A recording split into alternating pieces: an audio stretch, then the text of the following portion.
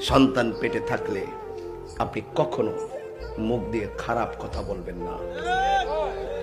সন্তান পেটে থাকলে এই চোখ দিয়ে কখনো বাজে কিছু দেখবেন না।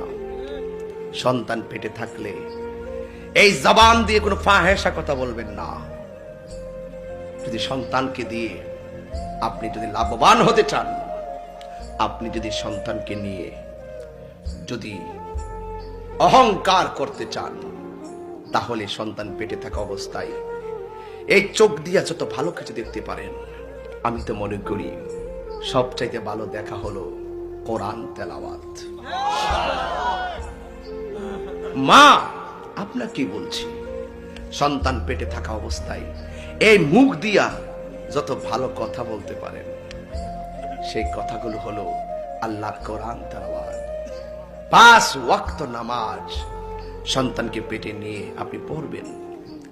সাজদা দিতে অসুবিধা হলে চেয়ারে বসে পড়বেন, এত অসুবিধা হলে ইশারা দিয়ে পড়বেন।